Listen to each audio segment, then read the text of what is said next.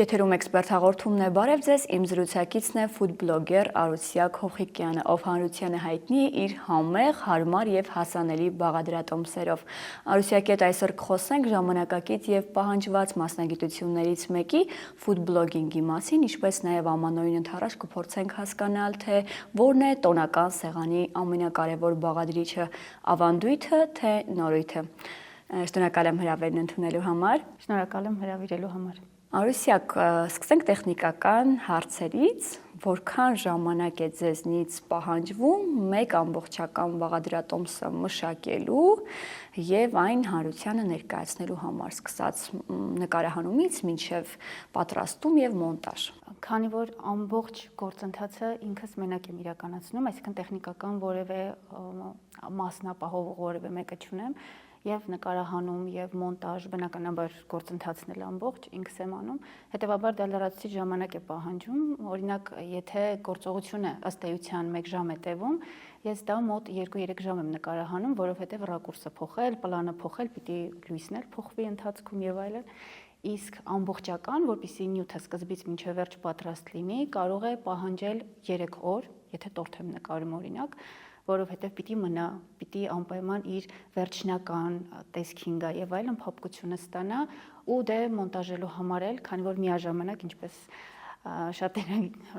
հետաքրքրում է, այո, միաժամանակ 2 տեսանյութ եմ ստանում եւ հայերեն լեզվով եւ ռուսերեն, դա հավելյալ ծանրաբեռնվածություն է նաեւ ժամանակի առումով։ Իսկ եթե ճիշտ եմ նկարում, դա կարող է տևել 1 շաբաթ, շաբաթից ավել ու այդ ընթացքում ես չեմ կարողանում տրամադրվել, որ ազատ ժամանակն օգտագործեմ, քանի որ այդ ընթացքում բնականաբար ամբողջ ընթացքը չի նկարահանվում, չեմ կարողանում տրամադրվել, որովհետև դա էլ մուսա է երևի, իմ ամբողջ սպասում եք ավարտվի մի աշխատանք, նոր անցնեք հաջորդին։ Իմ ամբողջ ուշադրությունը, իմ ամբողջ այսպես էներգետիկ տրամադրվածությունը այդ թեմայի շուրջ է։ Դա ավարտում եմ վերջնական, հանձնում եմ իմ հանդիսատեսին, նոր անցնում հաջորդ։ Այսինքն կոնվեյերային, ինչպես ասում են, քանակ ապահովելու նման մոտեցում չունեմ։ Վատ չէր լինի, այս ոլորտը պահանջում է նաև դա, բայց մի քիչ ավելի էմոցիոնալ եմ երևի դրան մոտենում, չգիտեմ։ Դուք հնաբնակներից եք այս խոհանոցային ոլորտում, որտեղից առաջացավ հետաքրքրությունը հենց ձեր ալիք ունենալ խոհանոցային, այն էլ երկլեզու։ Բնականաբար սկզբում հայալեզու է եղել, բայց շատ ժամանակ առաջ,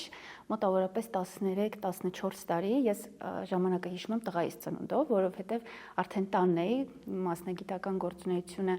պասիվացել էր ու մի քիչ ավելի շատ տան տիկնոջ դերի մեջ մտա ու իմ բնավորությունը, ես սիրում եմ բնական գիտությունները,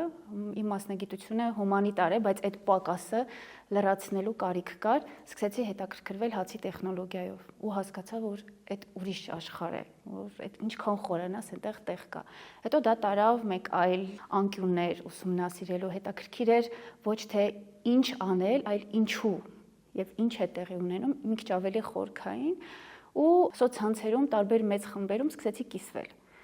Մարդկանց հետաքրքրեց դիագնոստիկա անելը, այսինքն նկարով տեսնել ու հասկանալ մոտավորապես որտեղ է սխալ եւ այլն, դա թերևս մարդկանց հետաքրքրեց։ Ու այդպես ինչ որ մի օր սկսեցի աշխատել, հետո տղաներս մի քիչ մեծացան ու արդեն դե հարցերը կային, մարդիկ սովորել էին, որ պետք եղած ժամանակ ակտիվ լինեմ ու չէի հասցնում, որոշեցի ամենապահանջված մի քանի թեմայով նկարահանել ու ավարտել։ Մի քանիսը թեմաներ որոշեցի, նկարահանեցի ու մոտ 1 շաբաթում 15000 գուցե ավել բաժանորդ ունեցա։ Ու իրենք նոր մարդիկ չէին։ Խմբերում արդեն, ովքեր ակտիվ էին եւ այլն, այսինքն ես նոր մարդ էի YouTube-ում, բայց այդ բնակավարում արդեն ինքս ինձնից անկախ, ես ինձ բլոգեր չեմ համարել։ Ստացվեց ու հետո ես միշտ ասում եմ, իմ լսարանի պահանջարկն էր թերևս, որ այս անգամ էլ սա, լավ, մի հատ էլ սա եւ այլն ու մոտ 5 տարուց թերևս մի քիչ ավել արդեն այդպես YouTube-ի գործունեությունն է ու բայց սկզբում չեմ էլ ենթադրել, որ այսքան կտևի։ Ցանկություն էլ չունեի, բայց պիտի ստացվեր երևի։ Ձեր թիրախային լսարանից կցանկանամ պատմեք, ինչպիսի սերի, տարիքի, հետևորդներ ունեք եւ նրանց նախասիրությունները։ Ես նկատել եմ, որ ձեր տեսանյութերում բաղադրատոմսերը շատ հաճախ հիմնված են բավականին հասանելի բաղադրիչներ եք, օգտագործում։ Գուցե դա է, այսպես նախապայմաններից մեկը, որ շատ մարդկանց է, հետաքրքրում։ Այսպես ասեմ, այն ինչ առաջարկում եմ, ավելի շատ հիմնված է նրա վրա, թե ինչ պահանջարկ կա։ Իմ առաջարկը կախված է դրանից։ Ու բնականաբար մասսայական հետաքրքրության առարկա են այն բաղադրատոմսերը, որոնք ավելի շատ օգտագործվում են տոներին եւ այլն առօրյայում, իսկ դրանք բնականաբար, չգիտեմ, ջայլամի ձու չեն պահանջում, ինչ որ արտասովոր, այնպիսի բաղադրիչներ, օվկիանոսային ձու, որոնց համար հատուկ պիտի մարդը գնա, փնտրի երկար եւ այլն։ Այսինքն ես հատուկ ինքս այդպես չեմ որոշում։ Նաև գումարային առումով, չէ՞, թանկարժեք։ Որպեսզի, այսինքն իմ սկզբունքը ի սկզբանե YouTube-ի իմ ալիքը ունենալու կարևոր նպատակն եղել է, որ հնարավորինս օգտակար լինեմ, ինչպես ասացի, սկզբում հենց դրա համար է տեսանյութ տեղադրվել մի քանիսը, ու հենց այդ սկզբունքն էլ հնարավորինս ուզում եմ պահպանել, եթե տոն եմ մոտենում, օգտակար խորհուրդների շարք։ Խառը նախատոնական, այսպիսի մի ավանդական շարք ունեմ, ամեն անգամ ինչ են հաճախ պատրաստում, չէ՞։ Մոտավորապես դե հարցերն էլ մշտապես ստանում եմ, շատ հարցեր եմ ստանում, ուրախանում եմ, երբեմն հոգնում եմ պատասխանելուց, բախտս բերելը շատ արագ եմ գրում, արագ կարողանում եմ, ուրախանում եմ այդ ակտիվությունից, որովհետև մարդիկ սկսել են հետաքրքրվել, թե ոչ միայն ուղղակի բաղադրատոմսով, այլ տեխնիկական, որակն են սկսել հետաքրքրել, մարդկանց նաև ինչ որ բանով հետաքրքիր դարձնել եւ այլն, այդ շատ կարևոր բան է իմիջիալոց, երևի ֆուդ բլոգերությունը բերեց նաև էսթետիկ առումով, նաև նման փոփոխությունների, այդ ձեռքբերում է, կարծում եմ, մենակ իմը չի, ֆուդ բլոգեր երևույթը առհասարակ թելադրեց նաև որոշակի նման փոփոխություններ։ Ես մի կարևոր նրբություն եւս ընդգծեմ, որ նկատել եմ ձեր աշխատանքում, դուք բացահայտում եք գրեթե բոլոր նրբությունները, պատրաստման ընթացքում, սակայն հայտնի է, որ կան խոհարարներ, անգամ հայտնի արտադրություններ, որոնք գաղտնի են պահում իրենց այսպես հայտնի բաղադրատոմսերը, կամ բաղադրիչները, որոնք կիրառում են, հիշենք KFC-ի հայտնի օրինակը, այդ հավի թևիկների խրխրթան, համեմունքների, այո, եւ կա ինչ-որ բաղադրիչ կամ ինչ-որ բաղադրատոմսեր, որոնց դեպքում դուք ասում եք լավ, մինչև վերջ չբացահայտեմ, իմ մրցակիցներին թույլ չտամ ինձնից առաջ ընկնել։ Եթե խոսքը խոհարարների մասին է, գուցե ինչ-որտեղ արդարացված է այնտեղ մրցակցություն եւ այլն, իմ դեպքում հակառակը։ Եթե ես ինձ համար կարևոր եմ համարում, որ ամբողջությամբ հասանելի լինի, իդեպ բաներ կան, որ շատ տերմիններով ծանրաբեռնված տեղեկատվություն, ես ինքս եթե սովորում եմ, գուցե հսկայական տեքստերով ինֆորմացիա եմ մշակում ինձ համար, բայց լսարանին դա արդեն ավելի թեթևացրած, ավելի մատչելի, որ շատ բնականաբար իմ տեսանյութերը դիտել հենց այնպես չեն կարող, մի քիչ պիտի ուղեղը ծանրաբեռնեն, մի փոքր ուղեղի մարզանք է նաև, բայց այն ծանրաբեռնվածությամբ ինչ որ ես եմ դա յուրացնում, այդպես չեմ ներկայացնում, հնարավորինս թեթևացնում եմ, այսինքն որքան հնարավոր է, որքան ինքս եմ յուրացրել, որքան հնարավոր է մատչելի դա ներկայացնել, այսինքն այս դեպքում կարծում եմ գաղտնիք պահելու եւ այլն նման խնդիր այդ մասին խոսելն անգամ ավելորդ է, որովհետեւ ես նպատակ չունեմ ինչ որ խոհարարական գործունեություն իրականացնել, նույնիսկ այդ դեպքում ասեմ, իմ կարծիքով, եթե այսպես մոտենանք, ավելի ռացիոնալ, աշխատանքի առումով, նույնիսկ խոհարարների դեպքում դա խնդիր չէ, որովհետև միևնույն է դա կիրառելու եւ ձև կա եւ հմտությունային խմորը ես կարող եմ ներկայացնել, մեկի մոտ ստացվի գրամ առ գրամ ոսկերչական ճշգրտությամբ պատրաստեն, նույն բաղադրատոմսով մեկի մոտ ստացվի, մեկի մոտ ոչ։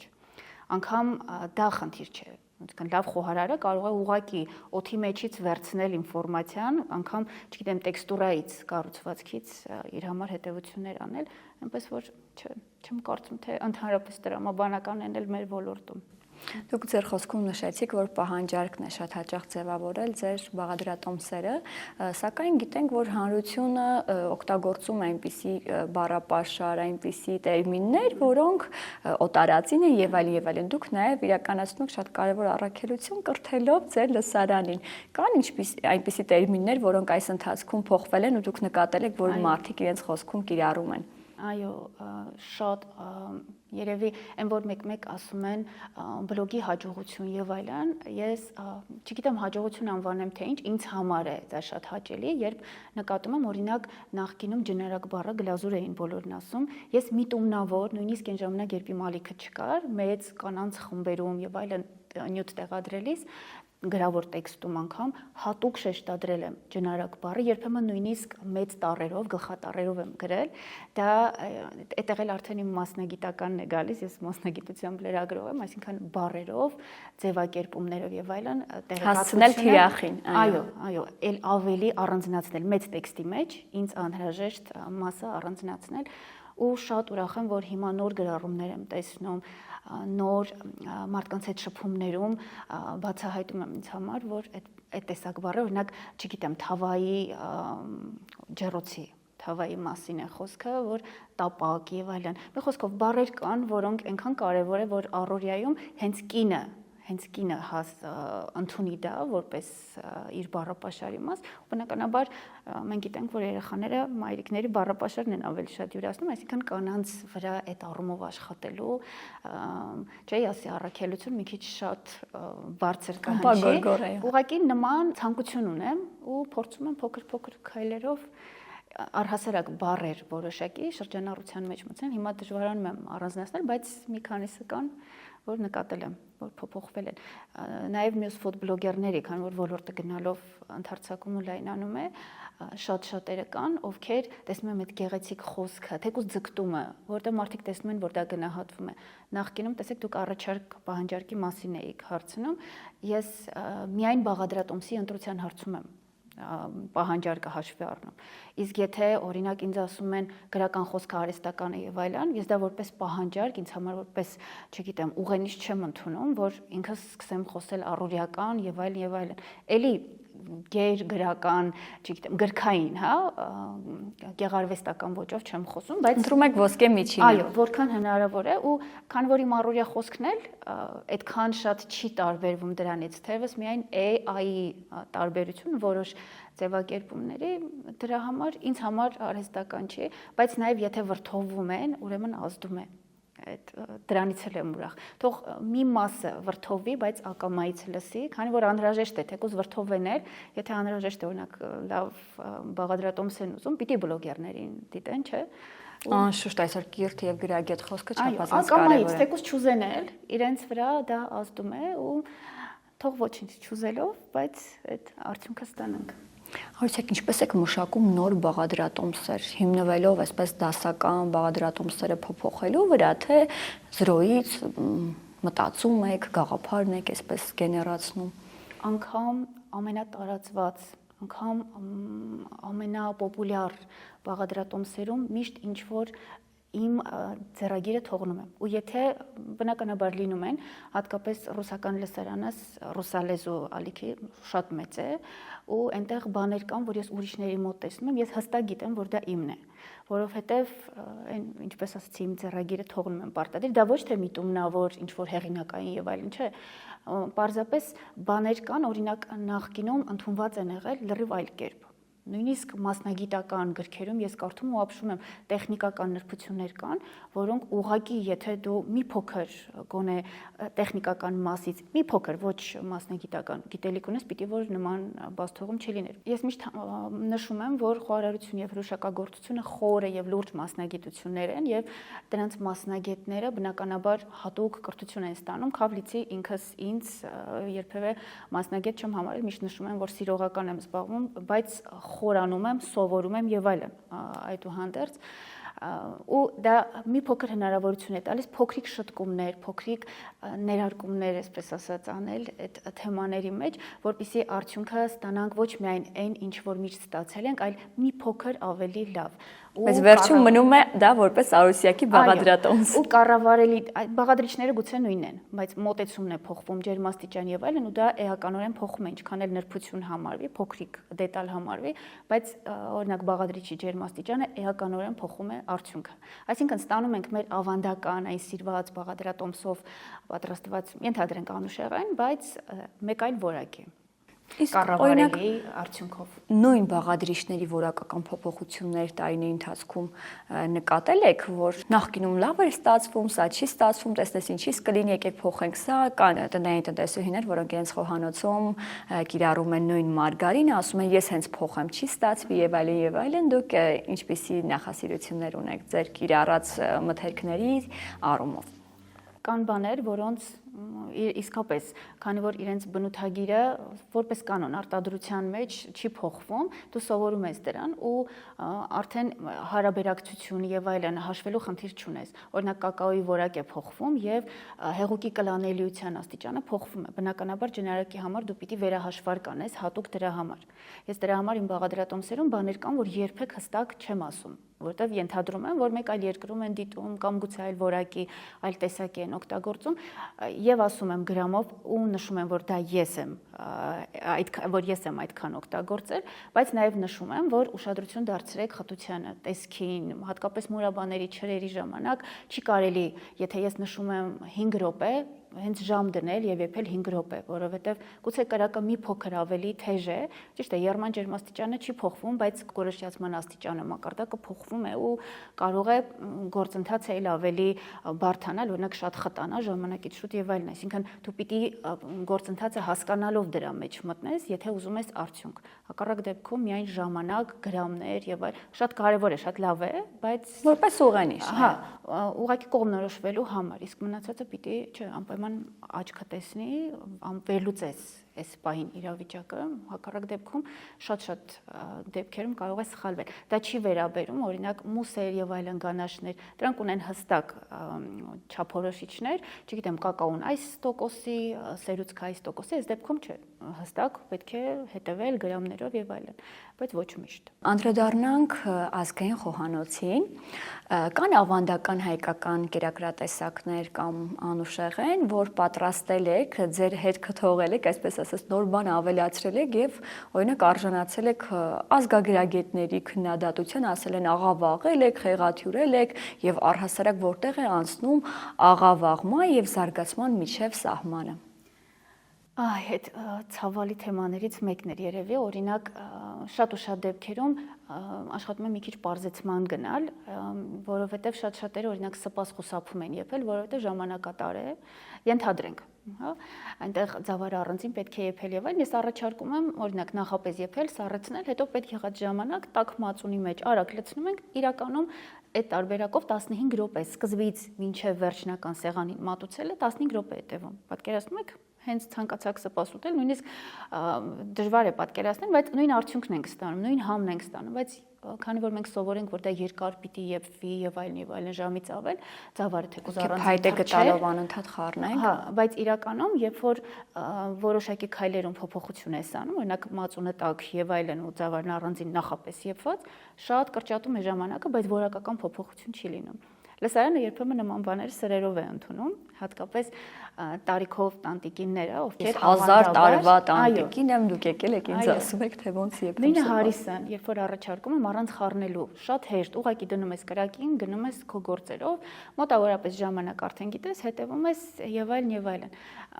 Մարդիկ սովոր չեն, գուցե այդ գործընթացի մեջ են հաճույքը տեսնում, ինչ որ ավանդական եւ այլն։ Ես էլի ավանդականին բնական է դեմ չեմ, ինքս էլ կողմեմ, բայց նաև կողմեմ զարգացմանը, ավանդականը պահելով որոշակի զարգացումներ, հակառակ դեպքում ես միշտ ասում եմ, տղաներիս էլ եմ ասում, ամեն ինչ պիտի զարգանա, հակառակ դեպքում, եթե բոլորն անեին այն ինչ իրենց տատիկներն ու մայրիկներն ու հայրիկներն են արել, մենք քարանձավներում կմնայինք, զարգացում չէր լինի, բայց ավանդականը այն իսկական համ ու հոտը,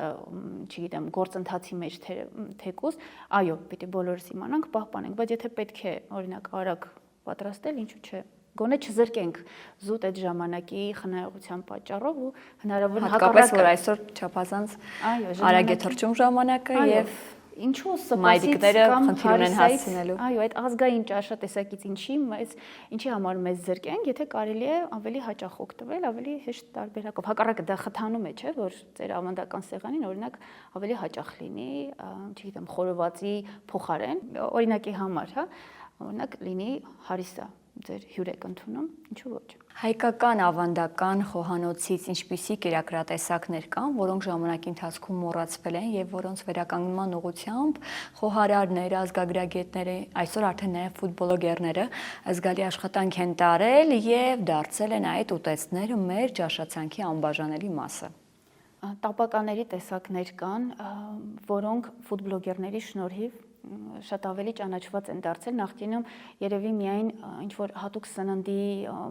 կետերում են դրանք մատուցվել, հիմա մի փոքր ավելի թացանները եւ այլն ավելի հասանելի են դարձրել մարդկանց համար դրանք, բայց այստեղ մի փոքրիկ մի բան կա, ես իմ ալիքում իհարկե ազգային շատ գաթաներ ունեմ, տոլմա ունեմ եւ այլն, բայց շատ խիստ ազգային եւ մի փոքր ավելի այսպես իր մթնոլորտում, իր միջավայրում նկարահանված տեսանյութեր քիչ ունեմ, քանի որ զուգահեռ եւ ռուսական ռուսալեզու, ոչ միայն ռուս նախկին խորհրդային միության երկրների համար նկարահանվող տեսանյութերը թարգմանվում են նաեւ այդ լեզվով։ Ես ցանկանում եմ այնտեղ ունենալ ավելի շատ բաժանորդներ, ավելի մեծ լսարան, չնայած որ հիմա էլ շատ մեծ է բավականին,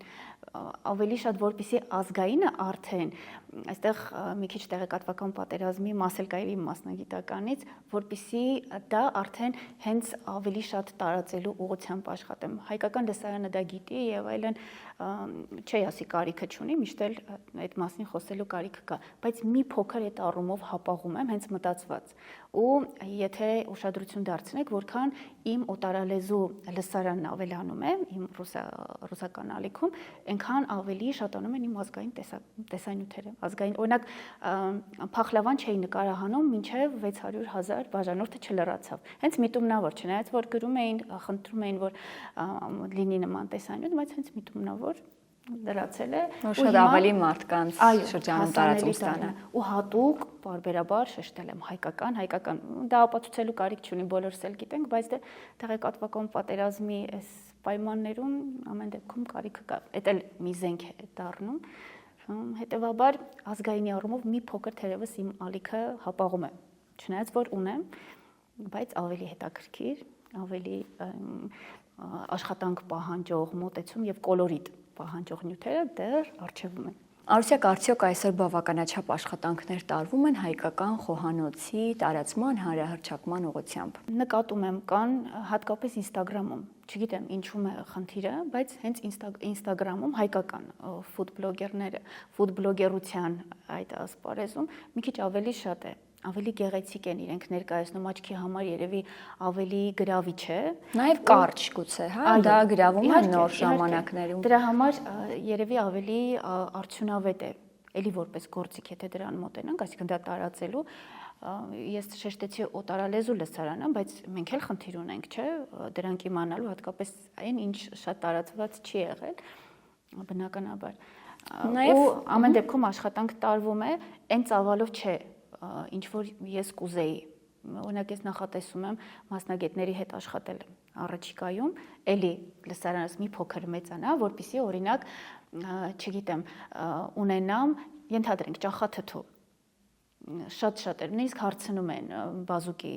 մասին է խոսքը, հենց Գորիսում եմ նկարահանելու,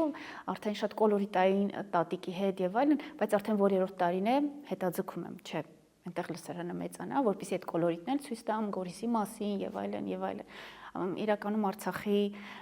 ժենգյալով հացնել, ցավոք սրտի ես այստեղ մի փոքր սխալվեցի, վրիպեցի, չհասցրի, նպատակ կար հենց այնտեղ, հենց կոլորիտային, խոսքով Շատ անելիքներ կան, որոնք իսկապես ոլորտում բավական գրավիչ հետաքրքիր ոլորտ է եւ զարգացման մեծ պոտենցիալ ունի։ Արուսյակ, իսկ եթե խոսենք ամանորյա տոնական ծիսական ուտեստների մասին, որոնք կառանձնացնեք, որ թեկուզ վերջին տարիներին մտել է մեր կենցաղ եւ առօրյա տոնական սեղանի անբաժանելի մասն է դարձել, հայկական ավանդական խոհանոցի մասն է խոսքը։ Օրինակ նույն ազդրամիսը, որի մասին այդքան խոսում են, չգիտեմ, ինձ համար դա վատ չի, եթե դա որպես ճոխություն չի ներկայացվում, այսինքն որպես ուտեստ շատ հարմար է, սառը ուտեստ եւ այլն։ Օրինակ ցավալիորեն նկատել եմ, որ մենք մի փոքր հեռացել ենք ամանորյա սեղան կոչված երևույթի իրական նպատակից ու խորհրդից։ Իհարկե շատ լավ է, մենք աշխարհում հայտնի ենք մեր հյուրասիրությամբ, անգամ եթե տոն չէ, բնականաբար հյուր է գալիս, այն մեր տան ամբողջ ամենալավ մթերքը ուտեստները հյուրասիրում ենք։ Պարզ է, որ տոնին եւս պիտի լինի, բայց գոնե խորհուրդը մի փոքր պահպանելու խնդիր կա։ Մենք Սուրբ Ծննդյան տոնի հետ է համընկել ամանորը, համընկնում ամանորը, բնականաբար պահքային շրջան է ու ավելի շատ սեղանի եղել է հատիկեղենից բաղկացած ինչ որ կերակրացանք, որը էլի իր խորհուրդն ունի, մարդիկ տարվա ընթացքում աշխատել են, ամբարել են, ամբարներում պաշարել են եւ այլն, ու սա նաեւ խորհուրդ ունի եկող տարվա, գալիք տարվա համար բարեհաճ ինչ որ բարեբերության տարի լինի, այո, վերաբերմունք ձեռք բերել, կարծես ցանկանում են, որ հաջորդ տարին այսպես առատ սեղաններով, ինչպես որ դիմավորում են, շարունակվի ու տարին նաև բարեբեր լինի հաջորդ տարին, քանի որ բնականաբար ամբողջ ապրոստը եւ այլն կախված է եղել այն ժամանակ ավելի շատ դրանից։ Իսկ հիմա մի փոքր ավելի երևի ձևական, էսթետիկ եւ այլն, ձևականը նաև վատ իմաստով, ցավոք սրտի, ավելի շատ գնում է դեպի դա։ Այդ դա լավ չէ։ Իսկ հյուրասիրություն առհասարակ իհարկե կողմ եմ եւ շատ ուրախ դրամ, որ դա կա ազգային ավանդական եւ այլն ճաշատեսակներ, ղափամա եւ այլն, այս ամբողջի մեջ, նաեւ ձևականի մեջ մի փոքր երևի երկրորդ պլան են գնացել, այ դա կցանկանայի երևի։ Բայց օրինակ նույն ղափամայի օրինակով ես նկատել եմ հենց ռեստորանային ճաշացանկերում, եթե ժամանակին 1-2 ռեստորաններ իր ճաշացանկում ներառում, այն էլ նախապես պետք է պատվիրեիր, հիմա անգամ մենյուներում կա եւ շատ արագ հնարավոր է ձեռք բերել։ Այո, եթե նկատել եք ընդհանրապես, երբ որ սնունդ առաջարկողը, այո, վերջերս շատ են ներառում, երբեմն նաև գովազդային հոլովակներ կան, որոնք ուրախացնում են, մարդիկ շատ են խոսում այդ մասին, բայց չգիտես ինչի, տանը մարդիկ ձգտում են մի քիչ ավելի այլ, չգիտեմ, խորոված, որ լինի։ Քիմքն է փոխվել, այսինքն մարդկանց ժամանակակից մարդու։ Ավելի շատ, գիտեք, մեկը մյուսին նայելով, կարծում են, որ եթե օրինակ մսեղենը քիչ լինի սեղանին, դա կնշանակի, որ, չգիտեմ, դու ինչ որ խնդիր ունես, մարդկանց այսպես մրցակցելու ինչ որ բան կա, այդ լավ չի կշտանա առանց մսի։ Չէ, միսն էլ կարևոր է, սպիտակուցի աղբյուր է եւ այլն, բայց որպեսզի դա չդառնա կենտրոն, գլխավոր նպատակ եւ այլն։ Այսինքն չվերածվի որգրամոլության մրցավազքի, այսպես ձևակերպենք, որպեսզի մի փոքր նաև խորհուրդ լինի, թող դա էլ լինի։ Պարզ է հյուրեր են եկել, գուցե այդպես է հարմար տնտեսուհիներին, բայց այն որ գլխավորը չդառնա ու մրցելու այդ ձգտումը չլինի։ Մի փոքր խորհրդին մոտենանք։ Օրինակ մենք 31-ը չենք դիմավորում մեր տանը, այսինքն 31-ի լույս 1-ի գիշերը ամուսնուս ծնողների հետ ենք իրենց հայրական ընտանիքում ենք դիմավորում, բայց տնից դուրս գալուց ես իմ սեղանին թողնում եմ հատիկեղեն, այսինքն այն ինչը որ բնականաբար սեղանին կարող է մի քանի օր մնալ, քաղցրեղեն անպայման, անդեղեն, որպեսզի այդ խորհուրդը մեզ համարել մնա եւ ես ենթադրում եմ, որ իմ տան համար, այսպես նոր տարին իմ տունն է, մեր տունն է առանց մեզ դիմավորում ու այդ խորհուրդը երեխաներից մեջ էլ է մտնում, որ ամանոր է այդ գիշերը իմ սեղանը պիտի առատ լինի, թեկուզ մենք տանը չենք։ Խոսենք նորից ժամանակակից մարդու քիմքի մասին, հա, փոխվել է, որքանով է փոխվել եւ արդյոք դուք նկատում եք այսպես պահանջարկի փոփոխություն նաեւ, որ այսպես ավանդական ուտեստների նկատմամբ այսպես պահանջարկը որ նվազի եւ նոր եվրոպական խոհանոցից, ճապոնական, չինական, ասիական, հա, նորամուծությունները երբ որ գալիս են, միանգամից մենք շատ արագ ադապտացվում ենք դրան, ընդունում ենք եւ սկսում ենք մոռանալ մերը այստեղ քիմքի եւ ընդհանրապես պահանջարկի այդ առումով պահանջարկի փոփոխությունը շատ մեծ է, քանի որ գիտեք, երևի նիտրիտներ եւ այլն համային հավելումներ շատ են սննդի արդյունաբերության մեջ օգտագործում ու մարդիկ արդեն դրան սովորում են, որոշ առումով ընկալելիության մակարդակը բթանում է։ Շատ ու քիչ արդեն չեմ կարող ասել։ Հատկապես երեխաների մոտ։ Ու իրենց մոտ պահանջարկը կա էլ ավելի արտահայտիչ, համեր եւ այլն, իսկ դրանք ավելի շատ տալիս է, այո, ասենք ասիական խոհանոցը, չգիտեմ, հնդկական խոհանոցը, այն մի փոքր ավելի էքստրեմալ մոտեցմամբ մեզ համար երբեմն ոչ բնորոշ, ասենք մեքսիկական խոհանոցը սկսել է հետաքրքրել մարդկանց, չնայած մեզ առանձնապես բնորոշ չեն այդ շատ սուր համերն ու հոտերը։ Մենք ավելի ներդաշնակ, այո, մեկը մյուսին լրացնող համերի կողմնակից ենք եղել Սա որոշակիորեն փոխում է մեր պահանջմունքը, բայց նաև այստեղ էլ կա հետաքրքիր մի բան բալանսը գտնել, այսինքն մասնագետները, որպեսզի չկորցնենք ազգային նկատմամբ պահանջմունքը, հնարավորինս կարողանան ինտեգրել նորի պահանջը եւ ազգայինը։ Դա բնավ չի նշանակում, որ ազգայինը մոռացվում է, չգիտեմ, ձուլվում է եւ այլն։ Կա, պիտի լինի ու կմնա, օրինակ տոլման ոչ ոք չի պատկերացնում, չգիտեմ, խմելի սունելիով, չէ՞։ Այսինքն մենք մերը գիտենք եւ համի առումով եւ այլն, բայց դա չի խանգարում, որ այլ ազգային ուտեստներ, թեկուզ տոլմայի որոշակի այլ ընտրանքային տարբերակներ ունենանք, օրինակ սրճարաններ կան, սննդի կետեր, որոնք կոնցեպտուալ մոտեցում ունեն տոլմային, քաղցր տոլմային մատուցում։ Այսինքն տոլմա երևույթը դա Հայաստանում չէ, տոլմա երևույթը դարձնում են կուլտի նման մի բան, չգիտեմ ինչ անվանեմ, հետաքրքիր է։ Դա երևի հնարավորություն է տալիս տոլմա երևույթը ավելի պրոպագանդելու հեղինակները, այո, հեղինակները հետաքրքիր այսպես շատ իսկ ասել խորամանկ մոտեցմամբ իրենց ոչ հայ այսպես սպառողին մատուցում են տոլմա երևույթը։ Չէ, շատ լավ է։ Տեղեկատվական պատերազմի պրոպագանդայի իմաստով լավ է, բայց մենակ մի նուրբ սահման կա, հանկարծ այդ սահմանը չանցնի, որպեսզի մարդիկ տոլմա ասվածը չընկալեն այլ կերպ։ Դրան զուգահեռ պիտի իրականել հենց հայկական, ավանդական, չգիտեմ, ռեհանով, ցիտրոնով եւ այլն, այո։ Այս վտանգավոր է մի փոքր, բայց կարծում եմ, որ տնային տնտեսությունները լավ պահում են այդ բալանսը։ Վերադառնալով ֆուդ բլոգերի գործունեությանը, կխնդրեի նշեք, թե որ սոցիալական հարթակներն են առավել արդյունավետ ձեր բովանդակություն տարածելու համար այսօր։ Հիմնական ինֆորմացիան, որ ես փոխանցում եմ YouTube-ի միջոցով, քանի որ ավելի շատ ես շեշտադրումն անում եմ ոչ թե բաղադրատոմսի վրա, որպեսզի տեքստով ուղղակի գրեմ եւ անցնեմ առաջ։ Ես նաեւ ավելի շատ տեխնիկական մասին եմ շեշտադրում անում ու դա էլ գրելու չէ, որտեղ ես նաեւ օրինակ եթե մոնտաժում եմ, մոնտաժելու միջոցով էլ եմ ինֆորմացիա փոխանցում, որտեղ անհրաժեշտ է ես մոտեցնում եմ, որպեսզի մարդը ինքն էլ չի գիտակցում, օրինակ պատկերացնի ինքը ձեզ հետ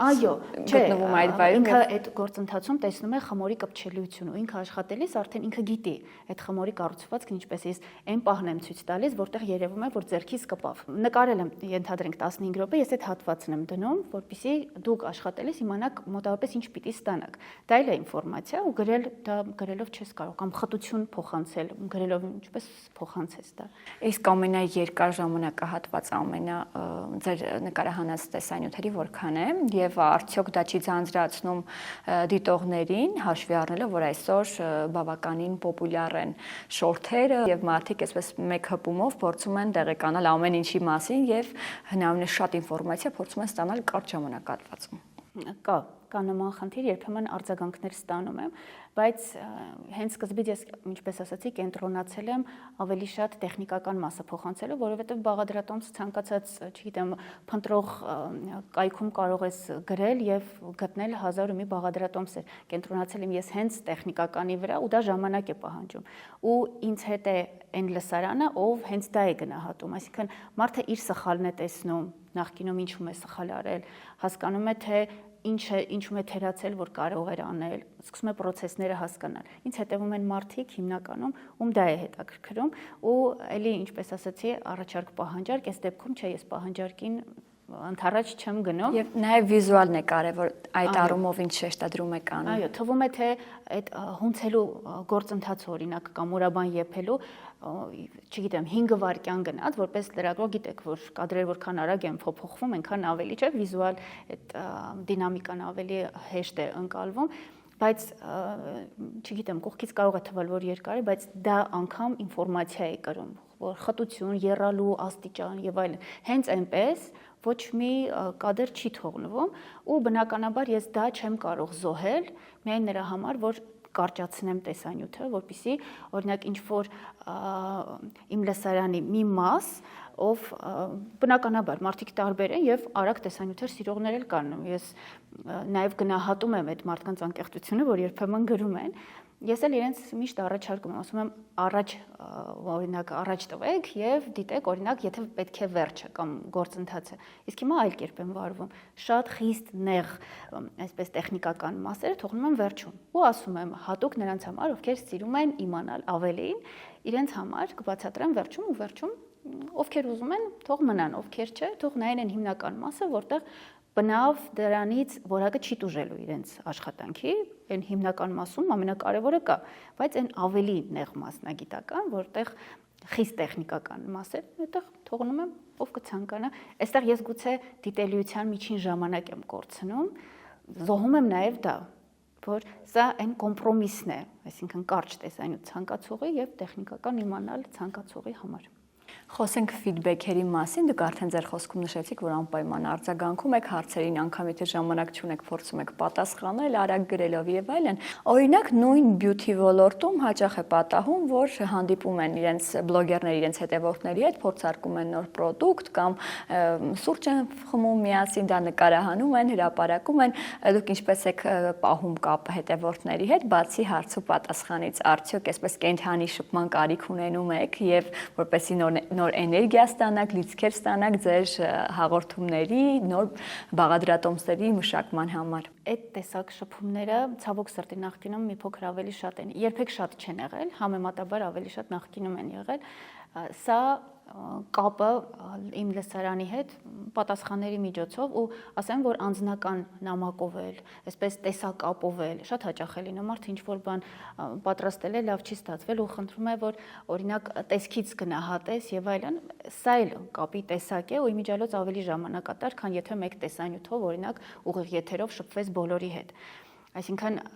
դա թերևս մտածված ինչ-որ ծրագրված չի, ուղղակի այդպես ստացվել է, երևի սպეციფიკան է իմ մոտեցման, որ բերել է դրան, դիագնոստիկան, ինչպես ես հաճախ եմ ասում, շատերի համար դա է կարևոր, բայց նաև որպեսզի ֆիդբեքերը հասկանամ, մարդիկ ինչ են ակնկալում եւ այլն, եթե ես օրինակ նրբաբլիթ պիտի նկարահանեմ, ես իմ Facebook-յան առանձին խումբ ունեմ, անձնական էջել ունեմ, հրապարակում եմ անում, որ ես պատրաստվում եմ նման թեմայով տեսանյութ նկարահանել, խնդրում եմ, եթե հարցեր ունեք, եթե ունեք անհանգստացնող ինչ-որ բան, որ կցանկանայիք մանրամասնել եւ այլն, խնդրում եմ, որպեսզի դրանք գրեն մարդիկ ու տեսանյութս դառնա ամբողջական, այսինքն նաև ներառի բոլոր այն անհանգստացնող հարցերի պատասխանները, որոնք ըստ էության ես չեմ կարող բոլորն իմանալ։ Չի լինում ասեն Արուսյակ ջանի մոտ չի ստացվում, արի մեր տուն կանգնի կողքից գլխիս կանգնի անեմ։ Պահանջարկի առումով հատկապես տոներից առաջ շատ դիմում են, օրինակ պատվեր վերցնում եք, թե չէ։ Ինձ համար այդ նուրբ թեմա է, ես կարծում եմ, որ դրա համար նախ հատուկ պատրաստվածություն է, պետք հատուկ պայմաններ եւ այլն, չեմ անում նման բաներ, բայց նաև հաճելի է, ինչ խոսք, որովհետեւ դա էլ վստահության նշան է, շոյվում եմ նման բաներից, սիրով պատասխանում եմ միշտ, որ ցավոք սրտի չեմ կարող, բայց նաև շնորհակալություն եմ հայտնում այդ տեսակ վստահության համար։ Եվ այս ամբողջ process-ի մեջ որն է ձեր ամենասիրելի հատվածը։ Երբ տեսանյութը հրապարակում եմ, ես միշտ ասում եմ, սա ինչ որ կարծես նոր հերթական քայլ է, այդ տեսակ զգացողություն ունեմ, այսինքն սա էլ հաղթահարեցինք, վատ իմաստով չէ, այսինքն ես տեսանյութի վրա երկար ու մանրակրկիտ եմ աշխատում ու լարվում եմ շատ, որ հանկարծ կարևոր մի բան բաց չթողնեմ։ Այնքան այդ բանը հետաքրքիր է ու արդեն հանձնեցի վերջ, տեսանյութը դիտում եմ վերջնական ու փակում եմ։ Մոտավորապես մի քանի ժամ, էլ մոտ չեմ գալ, սովորաբար գիշերն եմ հրապարակում, մինչ առավոտ, որպեսզի նախ թարմ հայացքով մի հատ էլ դիտեմ ու հետո վախենում եմ դիտել։ Վախենում եմ հանկարծ մեկ էլ տեսնեմ, որ ինչ որ մի կարևոր բան կարելի էր ասել ու չեմ ասել։ Դա ինքնակննադատության, այսպես որոշակի կանոններ են, պատասխանատվության ես կասեի, որովհետև եթե այդ մարդը օրինակ իր տոնին նախատեսել է իմ բաղադրատոմսով ինչ որ բան պատրաստել, պատկերացրեք եւ մթերքի ծախսե եւ մարդը ժամանակ է տրամադրում եւ հույզերը, չէ՞, ինչքան որ կին եք կհասկանաք բնականաբար, ինչքան հուզական առումով վատ է, երբ ինչ որ բան տրամադրվել է, որ պիտի անես, մեկ էլ չի ստացվում։ Այսինքն ես այդ առումով պատասխանատու եմ ինձ զգում ու շատ լարվում եմ մոնտաժի ժամանակ էլ հրապարակել։ Փորձում եք ձգտել իդեալական, այսպես մատուցել։ Իդեալական երևի չեմ էլ կարող, բայց որքան հնարավոր է, գոնե այնքանով ինչքան որ ես եմ տեղյակ, ես ինչքանով որ ես եմ կարող, որովհետև էլի եմ ասում, ես մասնագետ չեմ, ամեն ինչ կարողանալ բնականաբար չի ստացվի, բայց եմ պատասխանատվությունը, որ գոնե լավ դու սա գիտեիր, դու սա տեսել էիր, դու սա համեմատել նշում էիր արել, լավ ինքս ինձ հետ կռիվ եմ անում երբեմն, գիտեք, հրապարակել եմ, մի քանի ժամ անցել է, մեկ էլ նայում ասում եմ, հա, բայց ինչ կլիներ, որ սա էլ ասեիր, լավ սա էլ ասեիր, կամ հետո հարց են տալիս տեսանյութից հետո, որ զգում եմ, որ այ դա էլ կարելի էր ասել, ես ինքս ինձ հետ նստում կռիվ եմ անում։ Լավ, քեզ ի՞նչն էր խանգարում, ինչի նախորոք չհարցրիր։ Այդ դրա համար սկսել եմ նախորոք հարցնել, որ այս տեսակ իրավիճակներ գոնե քիչ լինեն։ Մեկ է հարցեր լինում են, բայց գոնե հնարավորինս ամբողջական, որքան որ ես կարող եմ թեման ամբողջական բացել, այդ շատ խիստ մասնագիտական է։ Եվ ինչ է հուշում ձեր փորձառությունը, որ նշում եք սխալների վրա սովորում եք, նոր բան եք ավելացում, այս ամբողջ տարիների փորձառությունը ինչ է ձեզ հուշում։ Հասկացել եմ մի բան, որ միևնույն է բոլոր հարցերին ուղղակի հնարավոր չէ պատասխանել, որովհետև բաներ կան, օրինակ ծավալի եւ քաշի տարբերությունը, մտքովս չէր անցել երբևէ, որ կարելի է օրինակ դրա վրա ուշադրություն սևեռել, լսարան երբեմն նույնիսկ թույլ չեմ տալիս այդ տեսակ մանրուքների մասին խոսել, համարելով, որ հասուն լսարան է իմ առջև ու գուցե իմ կողմից էթիկապես ճիշտ չի նման բաների շուրջ կենտրոնանալ, բայց ժամանակը ցույց տվեց, որ կարևոր է ամեն բան, այսինքն եթե հասկանում եմ, որ մոտավորապես սա գիտեմ, կարող է հետաքրքրել, թեկուզ մի փոքր երկարացնի տեսանյութս տալիս եմ, թող մի քանիսի համար ավելորդ լինի, բայց այն մի սկսնակի համար կամ ով այդ առումով խնդիր ունի,